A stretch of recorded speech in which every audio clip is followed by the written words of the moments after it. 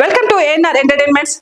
Corona లాంటి కష్టకాలంలో సోను సూద్ చేసిన కార్యక్రమాలు, అందించిన సాయం, కష్టపడ్డ తీరు అందరికీ తెలిసిందే.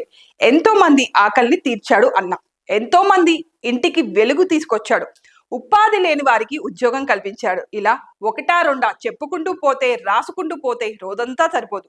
కరోనా టైంలో ఇండియన్ సూపర్ హీరోగా అందరి చేత కీర్తించబడ్డాడు. ఆ టైంలో సోను సూద్ కి వచ్చిన రియల్ హీరో ఇమేజ్ దెబ్బకు టాలీవుడ్ మేకర్లు విలన్ పాత్రలు ఇవ్వాలంటే భయపడ్డారు.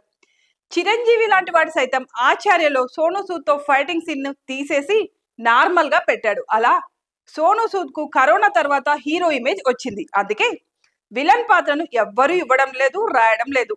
అలా అని ఇప్పుడు సోను సూద్ కి సినిమాలేవి కలిసి రావడం లేదు. అసలు సోను సూద్ పేరు ఎక్కడా కూడా కనిపించడం లేదు, వినిపించడం లేదు.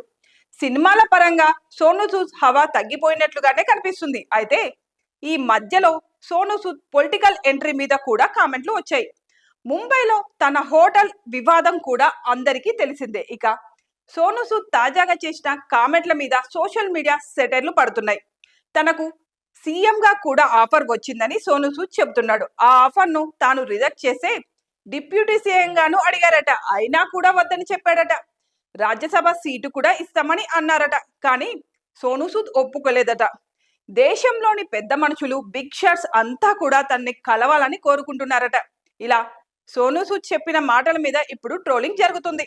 ఇంత చెబుతున్నావు, నీ సిస్టర్ మాత్రం ఎమ్మెల్యేగా పోటీ చేసి ఓడిపోయిందిగా అని ఒకరు కామెంట్ చేశారు.